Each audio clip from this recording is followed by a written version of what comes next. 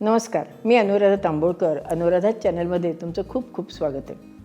बऱ्याच वेळेला असं होतं की मुलांना एकदम भूक लागते आणि काहीतरी खायला दे, छान खायला दे असं मागतात. छान खायला दे म्हटल्यावर आपल्या अनेक पदार्थ आपल्या डोळ्यासमोर नाचायला लागतात. परंतु आमच्या लहानपणी आमच्या हातामध्ये आई पोळीचा रोल द्यायची. तो रोल इतका छान असायचा की हातात घेऊन पटकन 2 मिनिटांमध्ये संपायचा आणि पुन्हा आम्ही खेळायला मोकळे. असे वेगवेगळ्या प्रकारचे रोल आमची आई करायची. त्यातला एक रोलचा प्रकार म्हणजेच दाण्याच्या चटणीचा रोल.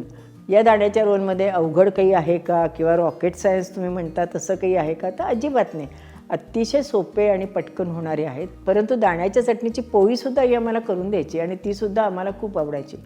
आपण आपल्या मुलांच्या सवयी बदलण्याकरता असे जर छान छान पदार्थ त्यांच्यासमोर ठेवले तर त्यांना ते नक्की आवडतील. आणि म्हणूनच आजचा विषय माझ्या लहानपणचा आमचा ब्रेकफास्ट. चला तर मग झटपट होणारा, पौष्टिक, चांगला आणि मुख्य म्हणजे पोट भरणारा असा हा ब्रेकफास्ट किंवा असं मधल्या वेळचं खाणं कसं करायचं ते बघण्याकरता आपण आपल्या स्वयंपाकघरात जाऊयात. येत आहे ना? आता दाण्याची पोळी करण्याकरता ही कणिक आपण भिजवून घेतली आहे. मी 5-6 पोळ्यांची कणिक भिजवली आहे. पुऱ्यांना आपण खूप भिजवतो तशी, फक्त मिठाचं प्रमाण थोडंसं जास्त आणि तेल लावून ही कणिक छान मळून घ्यायची. अशी मऊसूत आपण कणिक भिजवून घेतली आहे. आणि ही त्याच्यात भरण्याकरता दाण्याची चटणी नेहमी आपण घरात करतो तीच चटणी आहे. ती भरून आपण दाण्याची पोळी करणार आहोत. फक्त दाणे जे आहेत की नाही, चटणीतले दाणे ते फार जाड नसावे बरं का, नाहीतर काय होईल, पोळी लाटताना आपली फाटण्याची शक्यता असते. आता या कणकेचे आपण 2 भाग करून घेतलेत. आता हे आपण लाटून घेऊयात. आपण जसं पराठा लाटतो की नाही, बटाट्याचा पराठा करतो त्या पद्धतीने सुद्धा ही करता येते. पण त्यामुळे काय होतं, एका बाजूला कधी कधी दाण्याची चटणी राहते, एका बाजूला नुसतीच कणिक राहते. या पद्धतीने जर आपण दाण्याची पोळी केली तर अगदी छान दाण्याची चटणी सगळीकडे पसरली जाते. ही एवढी आपण अशी लाटून घेतली. आता दुसरी पण पोळी आपण एवढी लाटून घेऊयात. आता दोन्ही आपण पोळ्या लाटून घेतल्या. त्याच्यावर आपण अगदी थोडासा तेलाचा हात लावणार आहोत, म्हणजे आपली चटणी आहे की नाही ती छान त्याच्यामध्ये चिकटली जाईल आणि पोळी आपली सगळी चांगली लाटली जाईल. त्याच्यावर आपण आता ही दाण्याची चटणी पसरून घेणार आहोत. अगदी कडेपर्यंत चटणी गेली असेल, थोडीशी आतमध्ये घ्यायची, कारण दुसरी पोळी आपण ठेवताना ती मग तिथे चिकटणार नाही ना, म्हणून. त्याच्यावर ही पोळी आपण ठेवून घेऊयात. कडा चांगल्या दाबून घेऊयात. आपण ज्यावेळेला दुसरी पोळी ठेवतो की नाही त्यावेळेला आतमध्ये त्याच्यामध्ये हवा राहण्याची शक्यता असते आणि मग आपली पोळी फुटते. आता चारी बाजूनी आपण ही पोळी चांगली दाबून घेऊयात बरं का.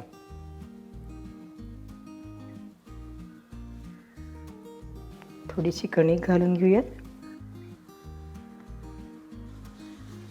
आणि नंतर पुन्हा आपली ही पोळी आपण लाटून घेऊयात. पोळी लाटताना पण अलगद हाताने दाबायची. कडा आहेत ना त्या थोड्याशा दाबून लाटायच्या, म्हणजे त्या उघडणार नाहीत आणि आपली चटणी बाहेर येणार नाही. आणि मुख्य म्हणजे दोन्ही बाजूने आपण ही पोळी लाटून घेऊयात. थोडीशी कणिक जास्त झाली असेल तर ती अशी पुसून घ्यायची, म्हणजे आपली तव्याला लागत नाही. आता ही आपण पोळी तयार झाली. आपण तव्यावर भाजून घेऊयात.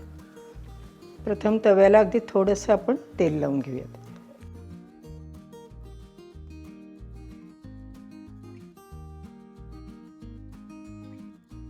छान दाबून दाबून आपण ही पोळीच्या सगळ्या बाजूनी चांगली भाजून घेऊयात बरं का.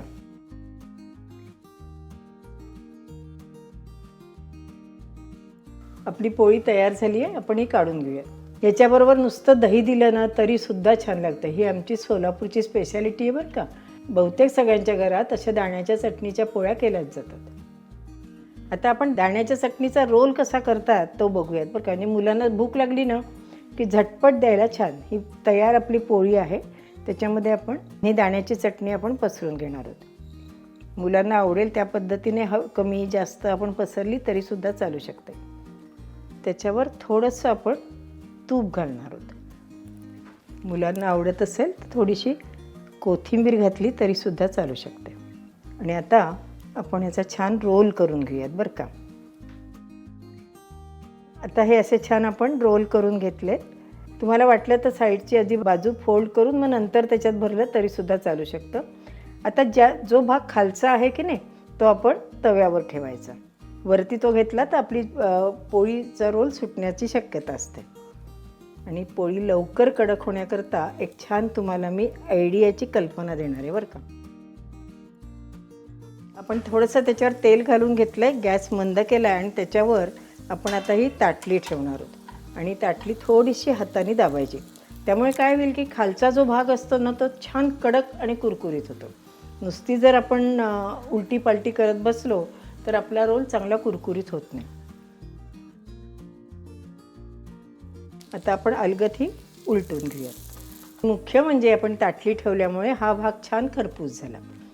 पुन्हा आपण याच्यावर ताटली ठेवूयात आणि हाताने थोडीशी दाबूयात. गॅस मुख्य लहान आहे. असा पोळीचा रोल करायचा, त्याचे 2 मस्त मध्ये भाग करायचे आणि मुलांच्या हातात द्यायचे. पटकन खाऊन खेळायलासुद्धा ते जातात, वेळसुद्धा लागत नाही. आणि मुख्य दाणे म्हणजे त्याच्यात प्रोटीन्स किती आहेत, हो की नाही. हल्ली आता नवीन पिढीला पीनट बटर त्याचा तो स्प्रेड करायचा, तो पोळीला लावायचा. त्यापेक्षा आमची पूर्वपार पद्धत दाण्याची चटणी लावून केलेला जो हा रोल आहे तो सुद्धा तेवढाच पौष्टिक आहे, त्यापेक्षाही जास्त पौष्टिक आहे असं म्हणायला काही हरकत नाही. एका वेळेला आणि 3-4 रोलसुद्धा आपल्याला करता येतात बरं का, एकच केला पाहिजे असं काही नाही, आहे की नाही. इकडची बाजूसुद्धा आपली छान खरपूस झाली आहे. आता आपण हे प्लेटमध्ये काढूयात आणि मुलांना त्याचे छान असे भाग करून देऊयात.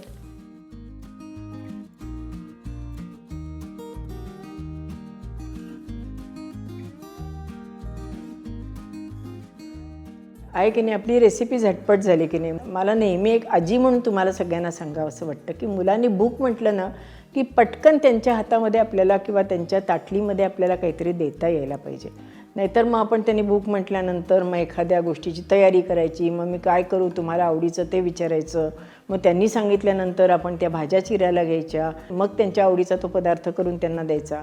एवढं सगळ्या करण्यामध्ये खूप वेळ जातो आणि मग जी मुलांची भूक असते ती निघून जाते आणि त्यांना मग भूक लागतच नाही. मग जोपर्यंत तुमचा पदार्थ तयार होतो तेव्हा ते म्हणतात की आता आमची भूक गेली, आम्ही आता खेळायला जातो, आल्यावर खाऊ. म्हणजे सगळा आपला पापड मोडतो हे मात्र नक्की. म्हणून अशा काही ठेवणीतल्या रेसिपी नेहमी आपल्याजवळ असल्या पाहिजेत की ज्या मुलांना आवडतील आणि आपल्याला पटकन देता येतील. मात्र हे पदार्थ खाण्याची आपल्या मुलांना लहानपणापासून सवय लावायची आपली जबाबदारी असते. अशा छान सोप्या झटपट होणाऱ्या रेसिपी आपण आपल्या अनुराधा चॅनलमध्ये नेहमीच बघत असतो आणि म्हणूनच अनुराधा चॅनल हे आजीचं चॅनल आहे. आपल्या चॅनलला लाईक करा, शेअर करा आणि सबस्क्राईब करा. आणि हो, बेल आयकॉन दाबायला विसरू नका, कारण हे चॅनल फक्त अनुराधा चॅनल नाही आहे बरं का, हे आपलं सगळ्यांचं चॅनल आहे. धन्यवाद.